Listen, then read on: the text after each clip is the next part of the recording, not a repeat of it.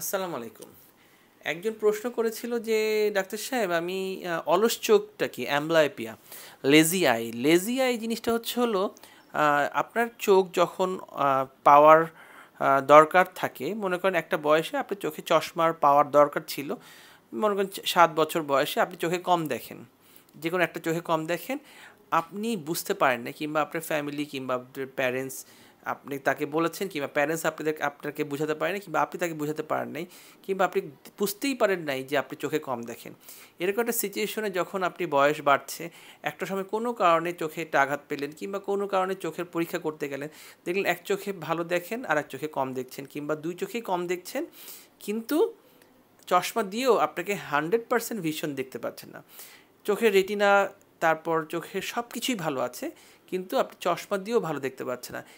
এই ধরনের কন্ডিশনে আমরা যখন দেখি যে দুই চোখের মধ্যে একটা চোখ কম দেখছে, চশমা দিয়েও উন্নতি হচ্ছে না, তখন আমরা এই চোখটাকে লেজি চোখ কিংবা দুই চোখেও যদি একই সমস্যা হয়, তাই এই দুই চোখের এই কন্ডিশনকে লেজি আই কিংবা অ্যাম্বলাইপিয়া কিংবা অলস চোখ বলি।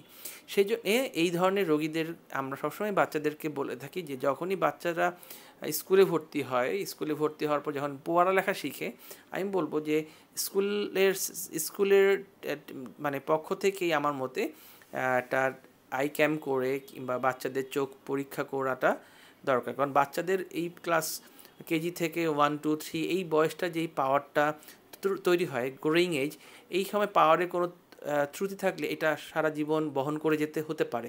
কারণ অনেক সময় এই অ্যাম্বলাইপিয়া কিংবা লেজি চোখগুলো আমরা পাওয়ার দিয়েও সমাধান করতে পারি না। তখন আমরা অনেক সময় বলি যে একটা চোখ, ভালো চোখটাকে বন্ধ করে খারাপ চোখ দিয়ে কাজ করেন, তাহলে খারাপ চোখটা স্টিমুলেশন হবে, তখন অলসটা কেটে যাবে। যেমন যেই হাতটা আপনি বেশি ব্যবহার করছেন সেই হাতটা অনেক সময় শক্তিশালী অন্য হাতটা চেয়ে, যেমন ডান হাতে যারা কাজ করে বাম হাতটা একটু হলেও দুর্বল, কারণ ডান হাত দিয়ে সব কাজ করছে। ঠিক তেমনি দুই চোখের মধ্যে যেই চোখটা বেশি ব্যবহার হচ্ছে সেই চোখটা ভীষণ ভালো, অন্য চোখটা যদি কম দেখে ওটা না ব্যবহার হতে হতে অনেক সময় অলস চোখ অ্যাম্বলাইপিয়া ডেভেলপ করে।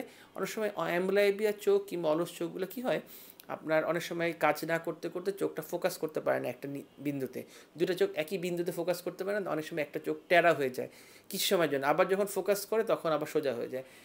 এই জিনিসটা অনেক সময় হতে পারে যে একটু বাঁকা চোখ বাঁকায় যাচ্ছে, তখন বুঝতে হবে যে চোখে অবশ্যই রিফ্রেক্টিভ কোনো এরর আছে। রিফ্রেক্টিভ এরর নিয়ে আমার ভিডিও আছে, এটা দেখলে আপনি আমার ডক্টর মোমিনুল ইসলাম যে ইউটিউব, এখানে চোখের বিভিন্ন জিনিস নিয়ে অনেক ভিডিও আছে, আপনারা যদি এটা সার্চ করে দেখেন, চোখের নিয়ে প্রায় 300-র মতন ভিডিও কন্টেন্ট আছে আপনাদের প্রাথমিক ধারণার জন্য। সো দ্যাট এই ধরনের সিচুয়েশন হলে আপনার নিকটবর্তী কোনো ডাক্তার, কারণ সব রোগী তো ঢাকায় আসতে পারবে না, আপনি পেরিফেরিতে যেসব চোখের ডাক্তার আছে অবশ্যই চোখের পাওয়ারটা দেখাবেন, এবং চশমা দিয়ে যদি উন্নতি না হয় অবশ্যই একজন রেটিনা বিশেষজ্ঞকে দেখাবেন। কারণ অলস চোখ সম্পর্কে অনেকেই প্রশ্ন করেন, লেজি চোখ অ্যাম্বলাইপিয়া, এইটা আপনাদের ধারণা কিছুটাও সমাধান করতে পেরেছি।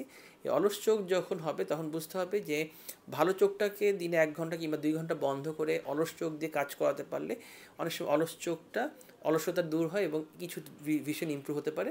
তাও যদি 30 বছর বয়সের মধ্যে করা যায়, এটা রেজাল্টটা খুব ভালো।